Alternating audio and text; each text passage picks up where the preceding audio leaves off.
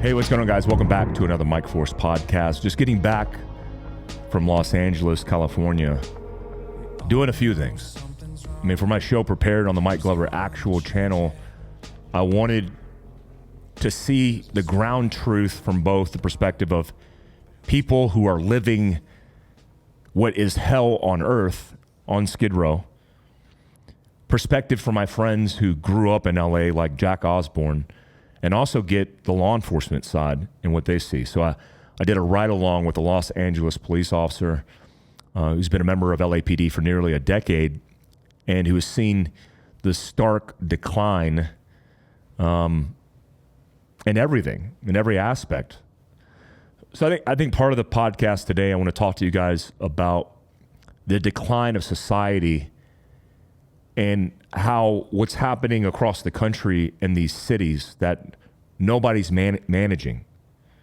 Skid Row, which is central LA, San Francisco, Portland, Oregon, New York City. The list goes on, that when policy directly affects society in this way, then you get a societal decline and really a digression of us evolving as a species. A lot of people like to say, hey, you get what you vote for. That's their problem. And I don't agree with that. I very much grew up in a culture with my Korean family of being an American first. My mom used to tell me that. I'm like, I'm Asian American. No, you're an American first. And then you're half Korean. Be proud of that, but understand you're an American first, because they understood the principles and the values that were so important to freedom, to give them the liberty to live a really good life. And you know, that's obviously the American dream. You have a left and right limit. You have backstops. You have law and order. And when you get outside of that, you see what happens in these cities, but it's progressively gotten worse. And progressive is a great way to put it, because somehow this thought concept of this exercise and thinking of creating a utopia that everybody is going to be happy in, and neglecting enforcing laws, creating policy that affects human beings for the greater good, and in fact it destroys cities and it destroys people, that's a huge problem. What's up, buddy? Yeah, I know. No, baby. I'll fix it for you when I'm done, okay? Okay, talk to Dee Dee and go get a Band-Aid, okay? Yeah, go tell Dee Dee to get you a Band-Aid. I love you. So, I'm not going to apologize. That's my life. So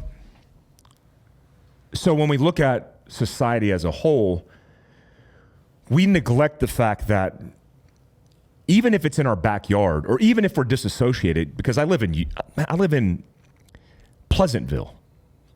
I'm in Provo, Utah, which is 180 degrees, the complete opposite of my experience in Skid Row.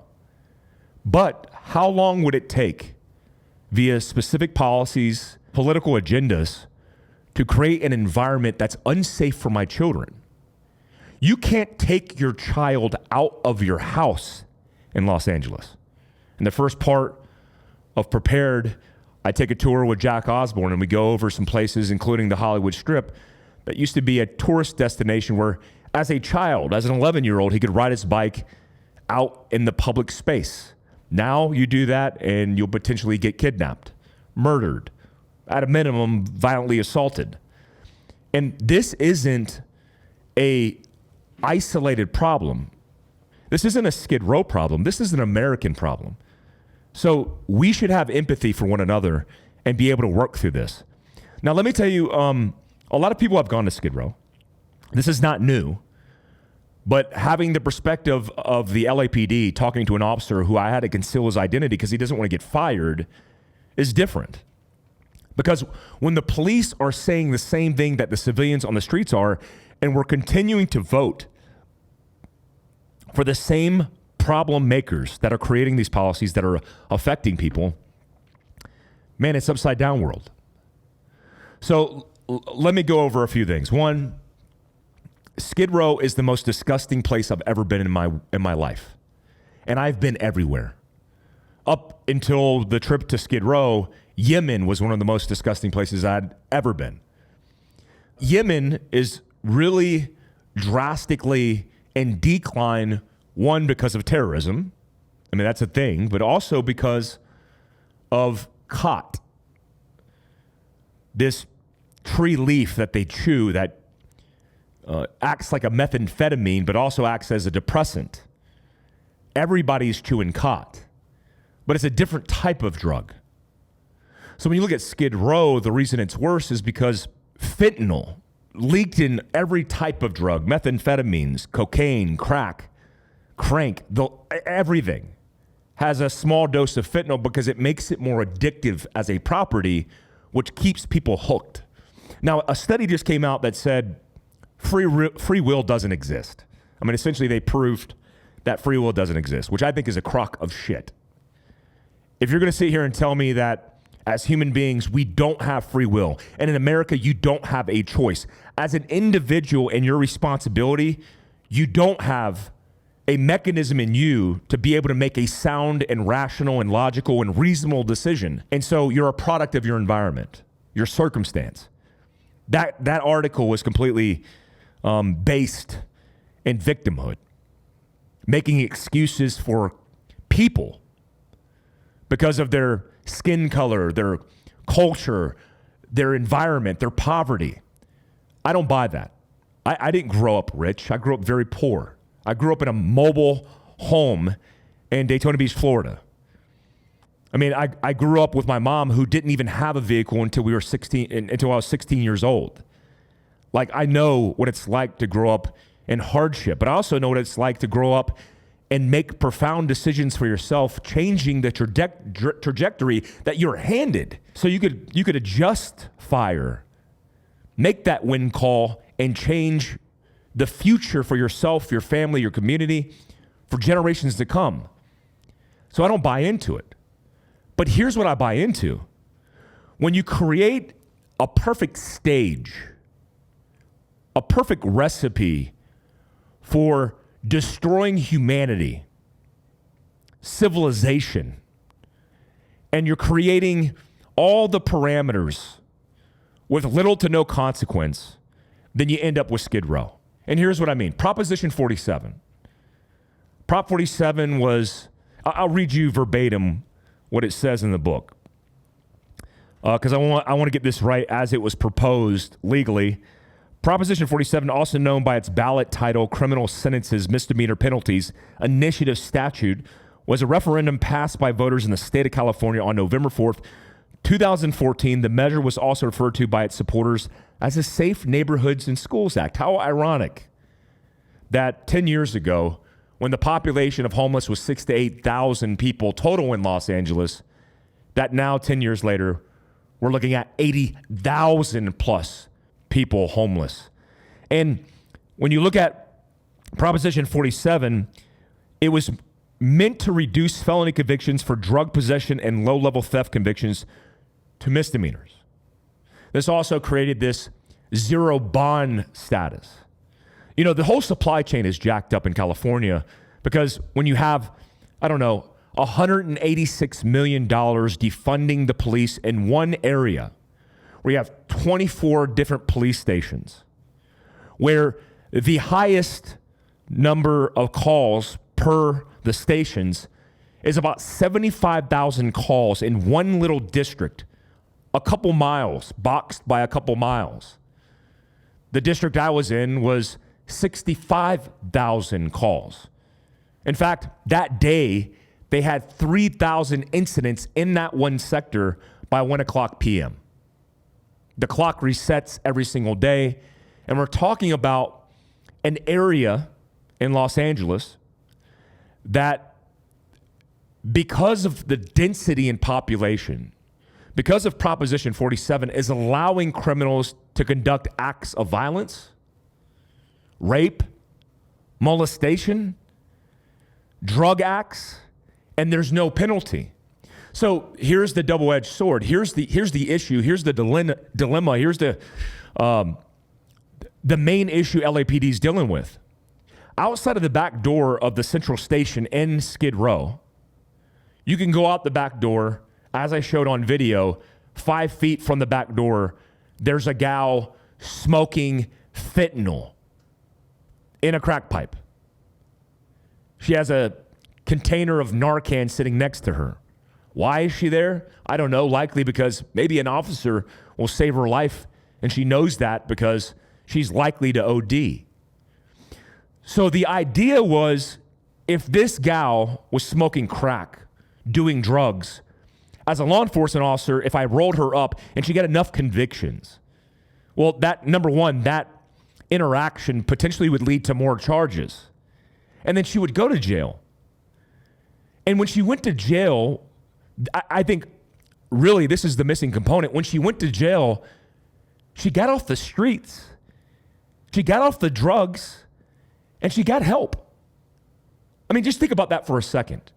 We take for granted that people who don't have the free will, as you brief it, I don't buy that shit, but let's just say she didn't have free will, she's a product of her environment. We're literally saying it's better in a utopian society to virtue signal and to create a consequence-free establishment where drugs you could use on your own and there's no penalty. So if I'm the LAPD officer and I come out the back door a decade ago before Proposition 47 was instilled, well, ma'am, what are you doing? Hey, put your hands behind your back. And she goes to jail. And you know what she does?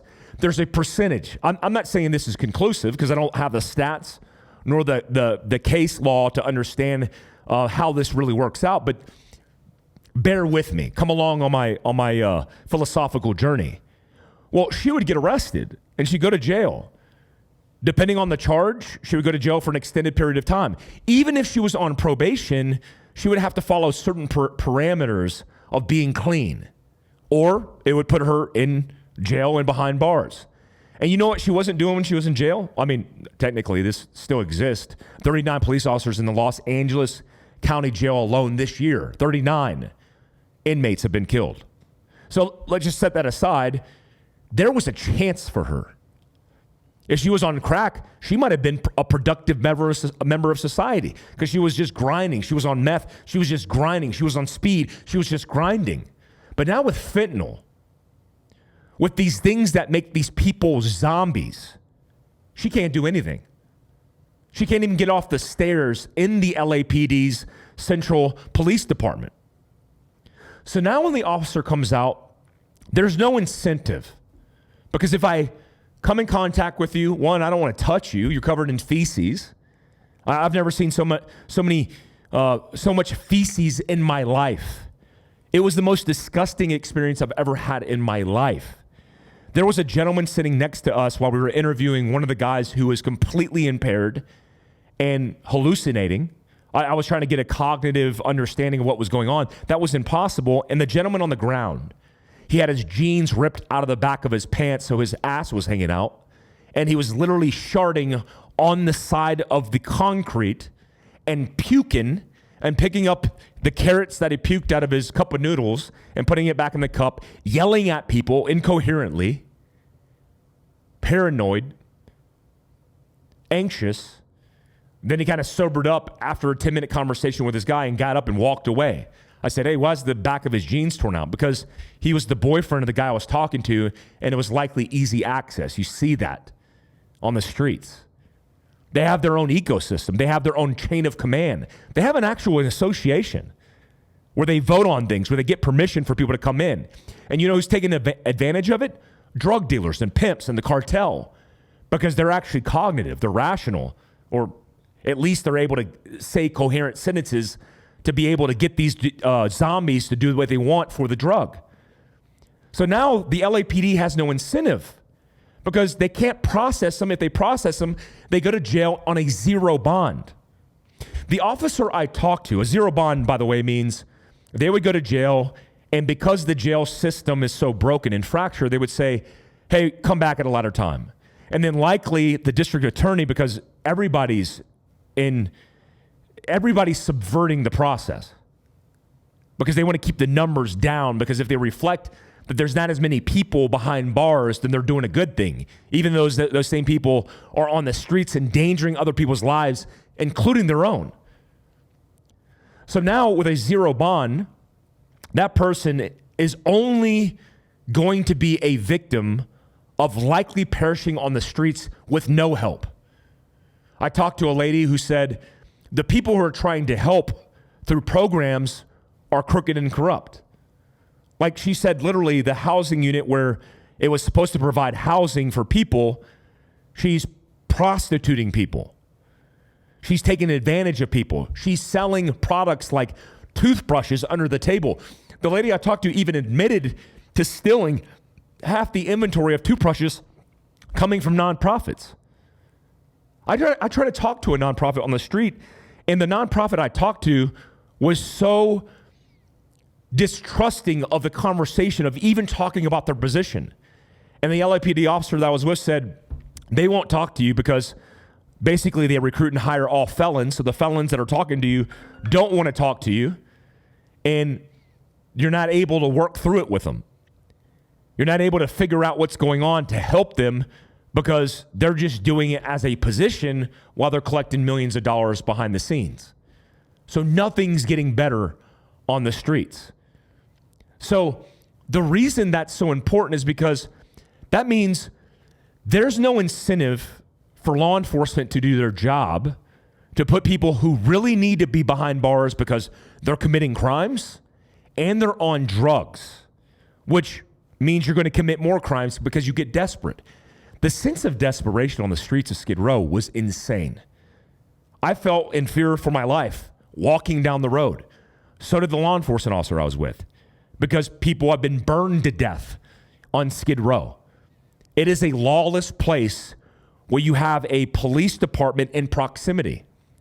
LAPD right now has 12,000 officers. 12,000 officers is the standard operating procedure that you're supposed to have. They have 9,000. 12,000 is the standard. That's baseline. They have 9,000. I had another police officer contact me and said of that 9,000, about 1,000 of those are injured. They've been injured on the job. The LAPD officer I went around town with had been recently assaulted, punched in the face. And he showed me the video camera of him, which they have cameras 24/7, by the way, in their cars, on them, outside of the vehicle, and they have a camera rigged on them 24/7. Full accountability. But they've been defunded $186 million. This officer went into a situation where a gentleman was at an establishment throwing stuff, cussing at people, calling people that were Hispanic racist names. And then he went to detain him, and the guy punched him in the face and assaulted him. Almost broke his nose. The guy never got charged with one single thing, because it used to be a felony to punch an officer in the face. Now, the radical district attorneys, the state attorney's office, and all the politics involved have made it basically a crime-spreed area where you get away with everything and there's no consequence, period. Even assaulting an officer, there's no consequence. So he said that he put a charge in and the charge got dropped. So now 1,000 officers, a lack of officers on the street where you normally during a shift would have 24 officers, you now have 16. Now the response time is being effective. Where a level 3 call, which is respond immediately, would take 2 minutes in an area where you have 2 people per car, you have 10 cars on the street, 12 cars on the street. Now you have 6 cars on the street, 8 cars on the street, and the response time has extended. So if you're a law-abiding citizen and you're level 3 because you're getting mugged, beat, robbed, you have to wait 5 to 7 minutes. By then, it's already too late. If you're looking at a level 2 call that would take 8 to 10 minutes to respond, that's like somebody's banging on the window, I don't know what's going on, and it's the potential, it's an imminent threat, not an immediate threat. It's about to go bad. Now it's extended to potentially 20 minutes. And a code 3, level 3, where it's like, hey, I just got burglarized. I just got robbed. Somebody just carjacked me. Good luck with that. Because he said it could be potentially hours because they're handling the level 3s and 2s. And now because they're short staffed, they don't have time to deal with it. And everybody I talked to, including civilians who live there, have said, I've called the police and nobody has shown up, period. It's not like nobody's coming to save you or you are your own first response. It's like you might never get response, period, if you're a law-abiding citizen. So you look at the conundrum, you look at all the issues that Skid Row is facing, and it's like, how did we get here? Well, let me dive into something that was very sensitive as I was talking to both Jack Osborne and an LAPD officer, multiple officers, about it. This LAPD officer told me that during the election cycle, there were people harvesting ballots for the running of the mayor. He saw that they were harvesting ballots and was told by his supervisor, we can't do anything about it. Now, what does that mean? What means that they were intentionally, maliciously trying to alter the election outcome. I don't know why this is like so crazy to talk about, why I likely will be suppressed, demonetized, maybe even canceled because I'm saying this out loud. Like in these backyards where the politicians are running wineries, doing $1 million deals, traveling abroad, the cities, the towns, the counties, and the states they run are going to hell in a handbasket. And I literally heard verbatim from a man of integrity whose wife is African American, who's a minority, that this took place. They were harvesting ballots. He reported it, and he said we should do something about it, and his supervisor said we can't do anything about it. It's above your pay grade. Let's not get involved. It's too political. What? In fact, he also told me that his ballots were not being counted. He literally put it in, and you could check the ballots, and it wasn't getting processed because they said your signature is different. It was getting kicked back. Or you didn't fill in the bubble completely, and it got kicked back. So when you look at the idea or the talking point that systems are rigged, they potentially are.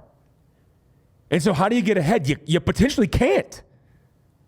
Because if you fight for the right, you stand up and say, I will be governor of California. I've out of all the political positions, I would run for governor of California. I started my Fieldcraft Survival in California. I was born in Fort Ord, California, which is Monterey. And I understand the complexities of the problem, and I train and work there a lot. But I would never win. You know why I would never win? Because the system is completely rigged. And who's winning are the elite. And it's sad to say that the politicians are part of the elite. Not the Fortune 500 CEOs, but the politicians who have completely destroyed what California is, what New York is, what Chicago is. All these places, this is what's taking place. It's a rigged system where people are set up to fail, and failure doesn't just mean not making it by being successful. It means you potentially are set up for failure where you'll die on the streets of Los Angeles, of Baltimore, of Philadelphia. And that's sad, man. As Americans, we should stand up for that. Obviously, the question is, like, how do we do that? Well, we have to be outraged. We have to know the truth first and foremost. And when I put out the truth, it's sad to see people commenting in my comment section like, who cares? Or, we already know that, but who cares? Like, well, one, then don't watch my shit. Like, I don't want you watching my shit. And to be honest, like, go f*** yourself. I'm sorry to say it that bluntly, but I don't care about you. You're on my shit. You're sitting in my living room watching my stuff. Get out of my living room. Get out of my space. Go watch somebody else. Like, go jerk your own echo chamber. I don't care. Because what I want to do is influence people to show that this thing is getting worse. And yeah, you might live in Utopia in your rural conservative area now. But I promise this potentially could happen to you really quick. Because if the system's rigged, you have no say-so. Your vote doesn't actually count. So if you're not getting involved, if you're not getting outraged, if you're not protesting, if you're not saying what is going on, there is specifically a reason why is not protesting. I had some idiot comment like, that's not their mission statement. Their mission statement isn't empowering, protecting, and serving the African American community. That's ironic, because I thought the whole entire movement was matter. I guess they don't matter when it's inner city black on black crime. I guess it doesn't matter when the majority of the people dying on the streets of Skid Row, in San Jose, in San Francisco, are literally African American. That doesn't matter. It breaks my heart when I see anybody, any American. But the fact that African Americans overwhelmingly are in the prison system, are growing up without fathers, are disproportionately being killed, are on the streets dying literally on Skid Row, that matter doesn't care about that? Again, like, why would we not talk about that? Why would they not be protesting? Because I actually think if matter was rallying people and protesting that, it would change. White liberals would be like, oh, we got to do something about this. It's like, yeah, it's time to step up. But they're not. And you wonder why.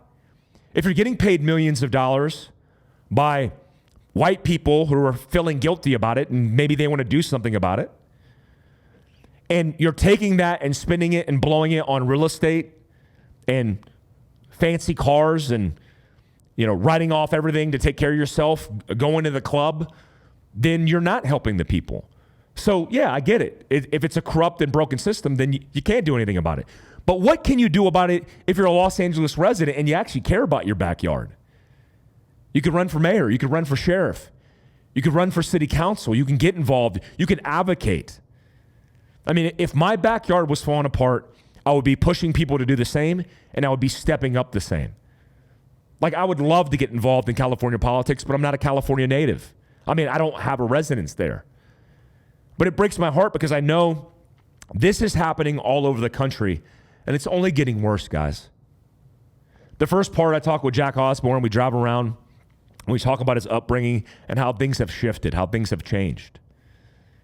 The statistics of 75 to 80,000 homeless exist in Los Angeles alone.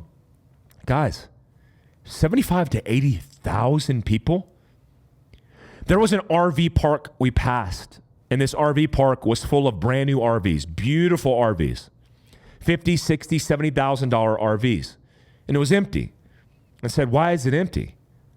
Well, the program was started to house people, and it's because when you're homeless, you think housing is the issue, but it's not. When you're so high on fentanyl, on a drug, that laying in your own feces doesn't feel wrong, then there's an overwhelming problem. But it makes sense to why a homeless person who can't have drugs, can't have alcohol, to live in the thing, doesn't want the sovereignty of safety and security. They don't want that. They want to be cracked out on the streets because that feels like their utopia. It's why they spend years of their lives on the streets. So housing isn't the issue. It's not a homeless problem. It is a mental health and drug problem. I just watched one of my favorite influencers on YouTube. I forget his name, but he did a Vancouver episode. And Vancouver legalized all drugs. And I hate seeing men that I respect, like Graham Hancock. I listened to Graham Hancock on Joe Rogan's podcast recently, and he said, we should legalize all drugs. And I think Graham Hancock is from overseas. I think he might be from England. I'm sorry if I'm hacking that. I thought he was from the UK. But he said, as Americans and liberty and freedom, we should do that. I don't agree. If you're buying into the idea of free will, which I certainly do, you have choices. Your choices are greatly affected when you're mentally altered. Addiction is a real problem. I don't have an addictive personality. I never have. I like socially drinking. I like occasionally taking CBD and CBN. I mean, I technically take Wolf 21 every night, but like the 5 milligrams of THC, I don't need it every night. I'm not addicted. But most people do have addictive personalities. These people have lost everything, their homes, their families, their friends, and they have a mom and dad too. Like they were raised as babies by somebody. Somebody loved them at some point. These are Americans, man. We got to be policing these people up. If you can't do it as a government, because the government has failed. Let's just get that out of the way. The government has failed. Is there an expectation? You know, the expectation, this whole definition of crazy, like you have an expectation that it's going to somehow change? That's crazy. The government is failed. They're a failed system. We know that. They're a broken system. But who cares? Does the federal government control your everyday, day-to-day life? No, they don't. So it's up to you to get up every single day, make choices with your free will, and do something about it. Like do something to help somebody, which is why I do this content. I want people to understand that like being prepared doesn't have to do with all of your individual skill sets. That's a very selfish way to look at it.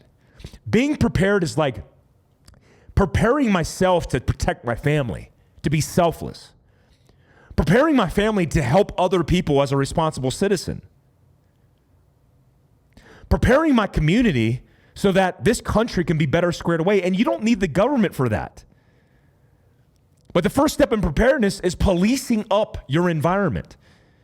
And yet, it feels good to be in Calabasas where nothing sucks. It's really amazing. It's like Utopia because they're actually enforcing laws. They got a good sheriff. They got a good mayor. You drive down the road and you're in Skid Row. It sucks to be them, but nobody cares anymore. I was actually shocked to run around with LAPD and see how run down everything is. You think LAPD, like NYU, that does international stuff, from the origins of law enforcement and SWAT in our country, they're the OGs. And you see them and you're like, dude, this place is run down. These are your patrol cars. They got tethered, like everything's tattered, like tires are low on air pressure. You got ripped up seats. It stinks. The car barely runs. Like your duty uniforms are crap. It's like, holy crap. And they're grinding 24/7 with no help. It's like being in a war zone. No wonder these men and women have PTSD, have a high suicide rate. Dude, they're at war. At the luxury and expense of politicians that are ruining our country. It's time to step up, guys. We got to step up as a nation. Guys, I'm going to do the next prepared. I'm going to migrate into preparing for World War III on the tangible side of preparedness. We talk about it in the book Prepared. We talk about it in the last segment where we talk about EDC, mobility, and homestead, the things that you can touch. On the topic of EDC, big shout out to Montana Knife Company. This is the Fieldcraft collab knife made with Montana Knife and Fieldcraft Survival using the experts, including Josh Smith, Kevin Estella. We put this together because we wanted to have the best knife collaborated with EDC principles for security, the bladesmith, the beauty of being USA made, which is marked on this knife. And we got a collab coming. That collab is November 30th. Mark your calendars. Also, if you use MF10, Mike Force 10, MF10, you can save 10% on stocks they now have, or knives they now have in stock, like the Speed Go. Appreciate you, Josh Smith. We don't just have supporters and advertising. We have partners and friends. Guys, we got a lot going on when it comes to Fieldcraft. I've expanded some classes that we normally don't do because I think we're going to be in a fight. I think we potentially will go to war with Iran. We're already in a war with Iran. Let's get past that. Like, proxy war is a war with the country. When we were fighting Mahdi militia in Sadr City, getting guys killed, we were in direct combat with Iranian-backed, even Iranian fighters. Now with Hezbollah, Hamas, all the attacks coming from the Houthis from Yemen, we are in a war, and we're this close from kicking it off. I want to prepare guys and gals who are going to serve and civilians who want to be more resilient. So we brought back our soft prep course December 2nd and 3rd. Make sure you check out fieldcraftsurvival.com for all courses. Also, if you're local to the area in Provo, Utah, jiu-jitsu, performance and recovery group. We do all these things in our own backyard because we're providing that support to you, and we want to make you more resilient as a community. Every Wednesday, Responsible Citizen for free. Today, I'm going to be doing Friday Afternoon Club, and I'm doing a prepared class this afternoon. Guys, we're in this to make you better prepared. We're not the end-all, be-all solution to everything, but we're here for your needs. Make sure you check out the app at Fieldcraft Survival, wherever apps are found. I appreciate you guys. Till next time, stay alert, stay alive. Peace out, guys.